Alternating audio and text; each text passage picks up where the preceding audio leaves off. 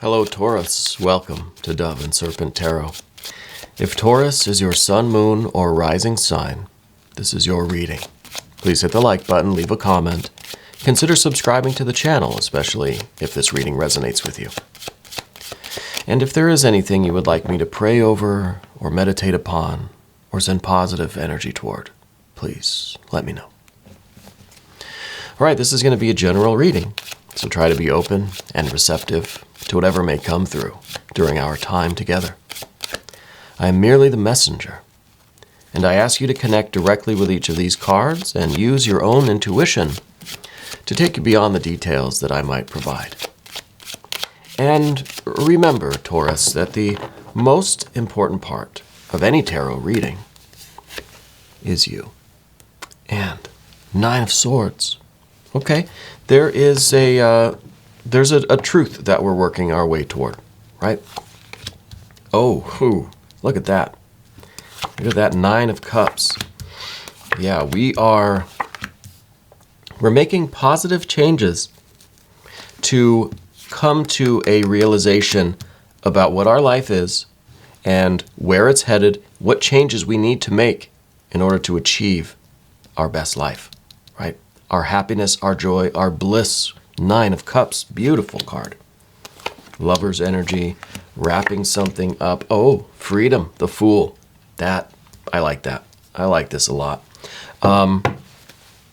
Interesting. Let's select our mystery card, bonus card, confirmation card.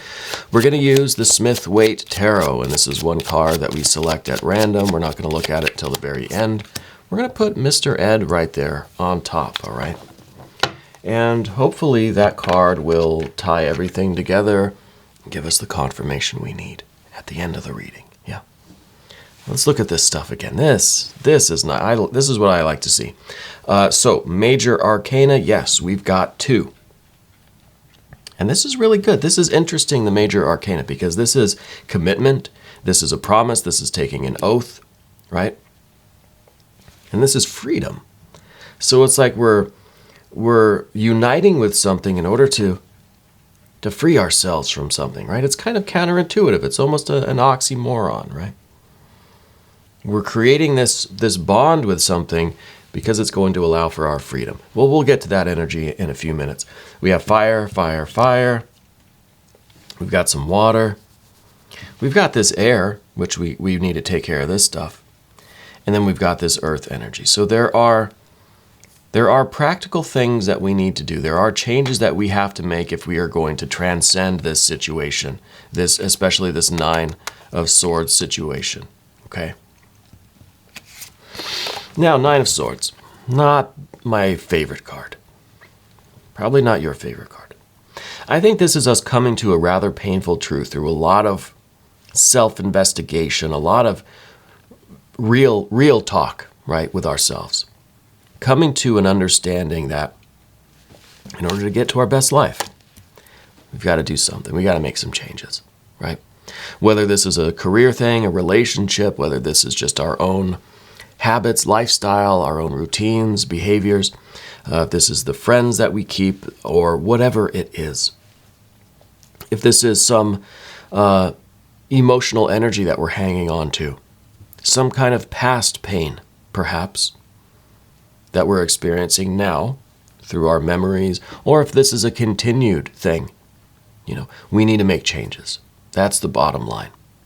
This is not healthy. This is not good for you. This is not going to magically become a Nine of Cups, right? We could either be stuck in this function because it's a 9. It's an odd number. It's a function card, right?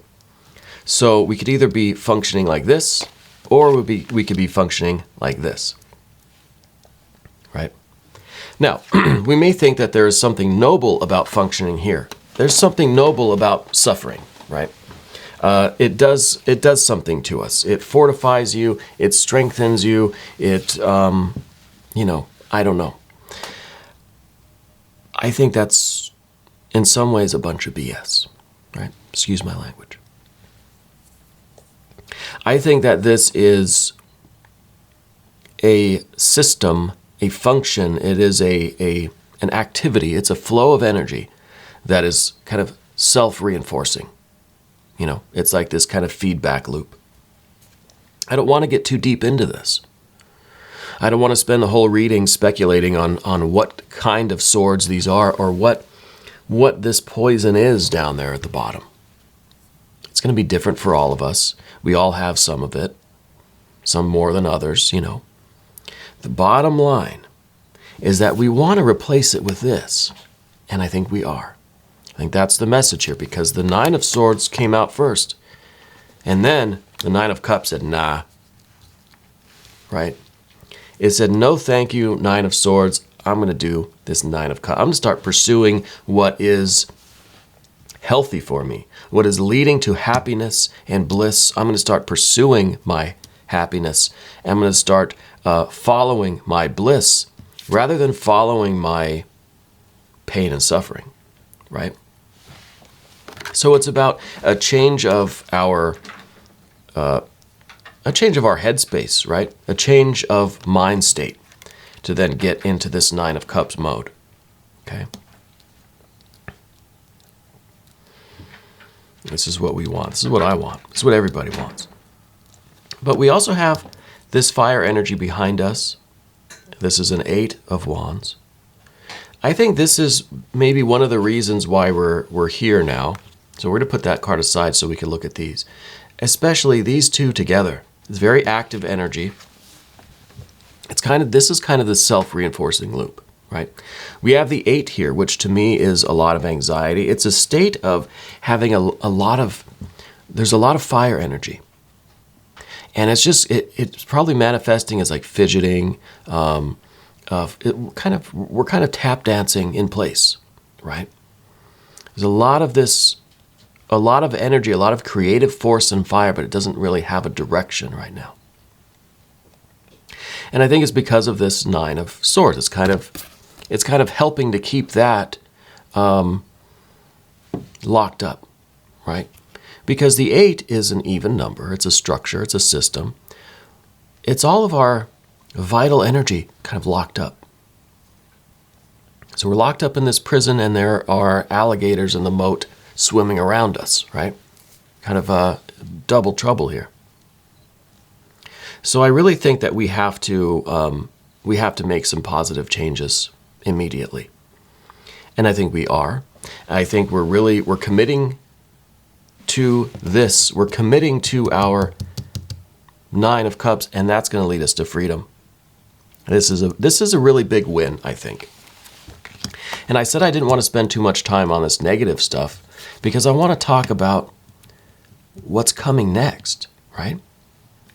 I think this is going to happen in the next few days, where you're going to realize that the choices that you make, even the smallest of choices, right? The Two of Pentacles are these small choices that we make, little changes here and there, right? Just to get out of this routine. We just change one little piece of code. We just change one little habit, right? It makes all the difference. It doesn't have to be some grand change. It doesn't have to be a tower moment every time. We can just change little things here and there. Yeah. Now, I think the universe is giving us this opportunity, I think in the next 2 weeks, right? Give it 2 weeks. Just start to change little things about your day. They don't even have to really be connected with your ultimate goal, whatever the major arcana stuff is here, whatever we're committing to that's going to lead to our freedom. This doesn't even have to be related to that, but it could be. This could be saying, do something for the next 2 weeks. Do something every day, even no matter how little, that is going to put you closer to this and further away from this. Just little things. A lot of the time we think that we can't get out of this situation we're in because it would take too much effort. There's no way that I can get out of here. Right? Because we think it all has to be done at once. We think we just need a big, great escape, Steve McQueen style. No, we can do a little bit at a time, right? One little choice in your day. Choose to do one thing intentionally that's a little bit more Nine of Cups. Now, this is pure joy and bliss, right? This is a life that we want. This is the feeling that we want as we live our life. This isn't necessarily the life itself. This is the feeling that we get from living that life, right? And this is a big win. So do one thing, no matter how small, that is going to bring us a little bit closer to this, either directly or indirectly. Doesn't have to be a big thing, right? Doesn't have to be a huge deal.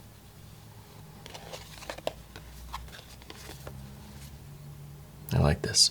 Now let's talk about these court cards that we see up here. Because I'm wondering now if these court cards, we're going to go ahead and put the 9 on top of the swords like that. The cups there. We have these 2 court cards, and I wonder if there is some kind of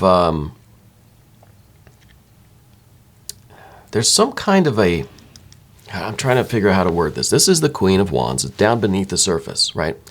So there's some kind of an influence on you from a older, dominating, maybe a maternal energy, right? Maybe an older feminine energy person.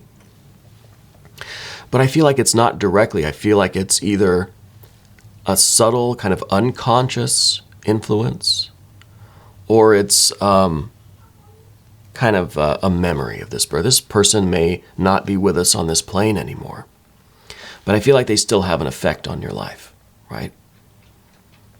And I feel like this is perhaps related to some of this other fire and some of this swords energy, maybe with this person.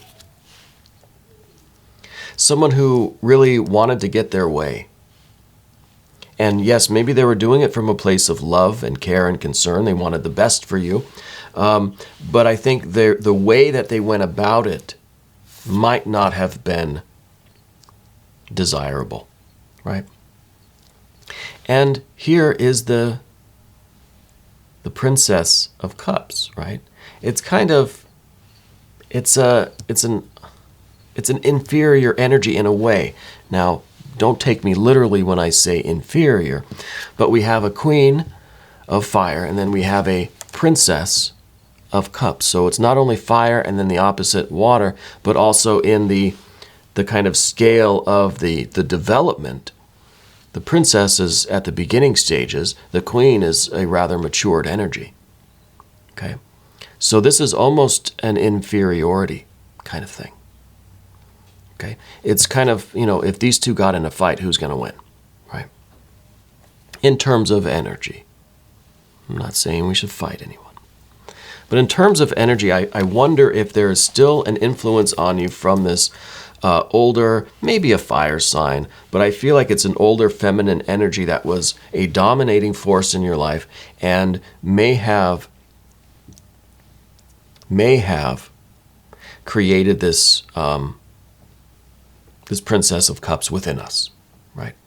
And maybe this is something that we are looking, maybe we always see ourselves in the context of this relationship, and the older energy, and then us maybe as a younger energy. Maybe it's an authority figure, a parent or grandparent, and then us as a child, right? Maybe we're always in this dynamic.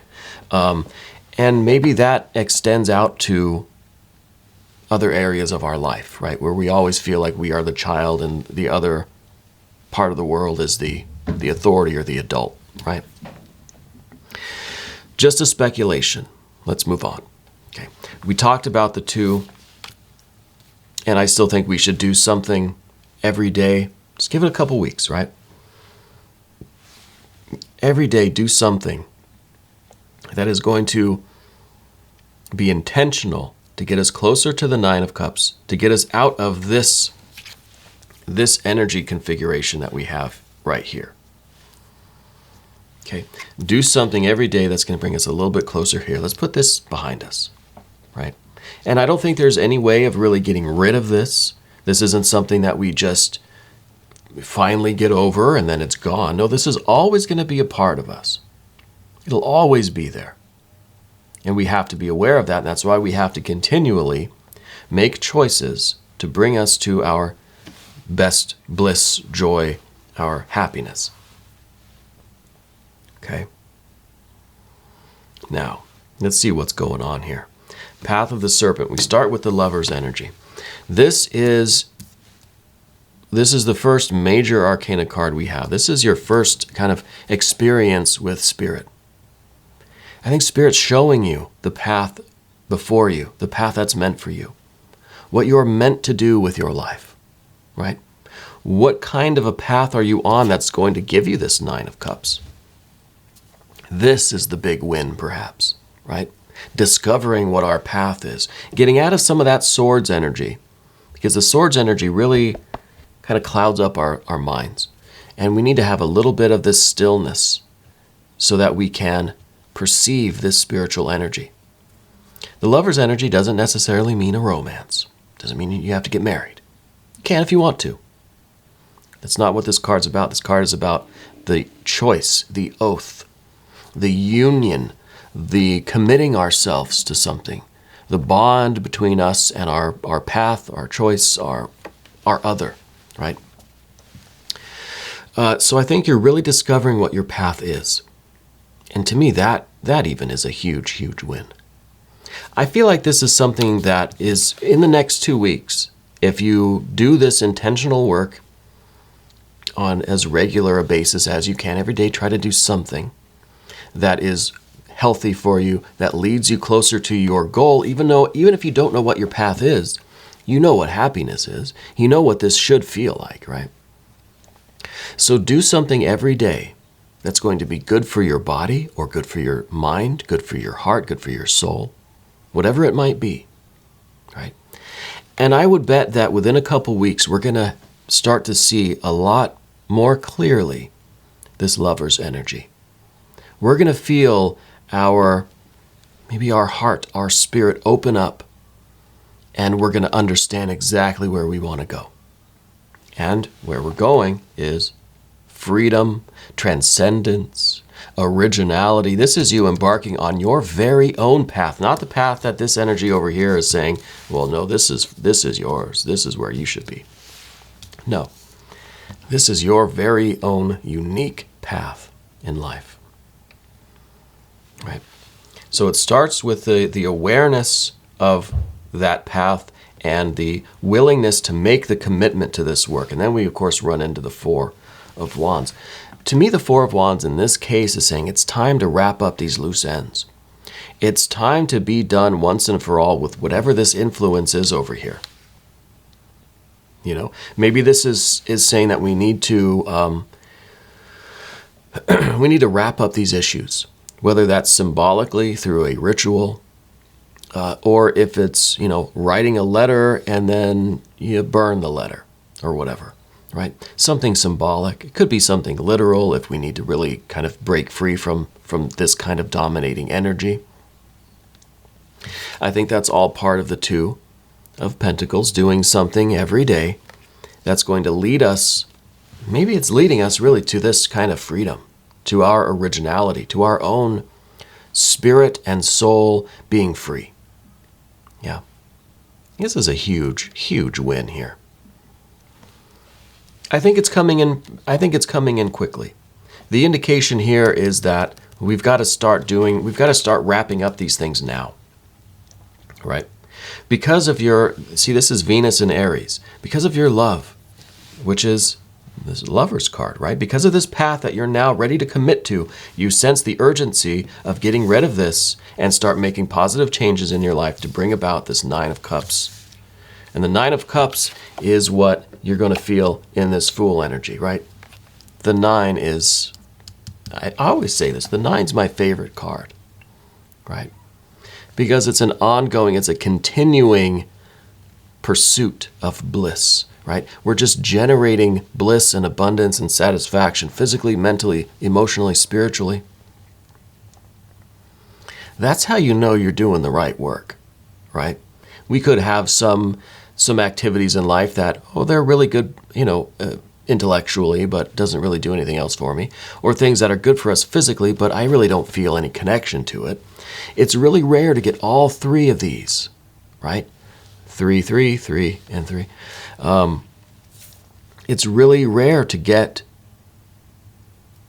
a path, to be on our path in life that is so satisfying to every aspect of our being, where we are fully activated, right? It's not lacking in any area. But this is a 9 of Cups, not a 10. A 10 to me would mean we've achieved everything that we're going to achieve and we can never get any happier than we are now. Well, that sounds good in theory, but I think when you're there, it wouldn't be so great, right? We could be the happiest we've ever been, but to say this is the happiest I will ever be puts a hard stop on the future, and I don't like that. If you become sugar, you can never taste sugar. I'd rather taste it, right? I'd rather dial it back from a 10 to a 9 and keep striving for that last little bit, right? I'm happy now. Let's see if we can get a little bit more happy, right? I like that. I like that. But to do that, we have to get through this issue. Whatever it is, we have to wrap it up. Now, here is a Knight of Swords. I think that we're reluctant to do this. This is some cardinal air energy. This is in the position of what we don't want. And I think this is kind of confrontation. This is a figure that's carrying 2 swords, really ready for battle, right? This is a confrontation that we know is not going to really go well. And this might not be, again, this person might not be on this plane any longer. They might not be in your life any longer. Could just be a memory, an unconscious kind of complex, or an archetype that's been activated. But we need to either literally or symbolically have this confrontation so that we can break free, so that we can wrap it up, complete that phase of your life, and move forward. But I can see we don't want confrontation. So this is the difficulty. This is the final act before freedom, right? Because this in some ways is you proving to yourself that your path, your commitment, this spiritual energy that we have, this freedom, this transcendence, this uniqueness, this Holy Spirit that is free. My cat now is scratching at the door of the studio to say that she agrees with it. She's ready to get going. The studio door's wide open, so she likes to scratch at the door hinge there, but the door's wide open, so I don't know. She's a cat, go figure. This is kind of the last battle and this is just really, this is going to prove to us when we can meet with this energy and we can overcome this issue. Again, we're not getting rid of it, but we're freeing ourselves from its negative influence so that we can be free, right? Yeah, we can be unique. We can be ourselves. We can have our experience as unrestricted as possible. And by doing this, by getting over this obstacle here, we're kind of proving to ourselves how strong our commitment really is. Right? If this is really your commitment, if this is really what's meant for you, there's nothing that you won't do to have this spiritual energy, to have this spiritual experience, and to achieve this. Maybe this is the big win, that freedom, right? That comes with it, a 9 of Cups. It all starts with choices now and in the next few days. I really feel a sense of a timeline here, I get this sense like it's a couple weeks, right? You've got to start doing this, and maybe it is kind of we're building up to something by doing kind of one intentional thing every day to lead you closer to your freedom. Maybe that's kind of building up a confidence in you, right? It's charging up your batteries. You're getting ready for this final, either a literal or a symbolic split with this energy, right? Because that's the last thing in your way from this Fool energy. Now, the Fool is just pure awareness, pure Holy Spirit, right? free to go anywhere and do anything, to be whoever you want to be. The Fool is undifferentiated, right? It has no particular identity. It's a clean slate. It's up for you now to create this identity. Who are you? Right? Who is this Fool going to become? But in order to figure that out, you've got to get out of this old energy. Yeah. Let's look at the mystery card. Thank you, Mr. Ed. I'll put some of this stuff back here. What do we think the mystery card is going to be? Well, maybe some balanced air energy, maybe like a 6. Maybe a 6 of swords. Maybe a 10 of swords to show that we're breaking out of this structure.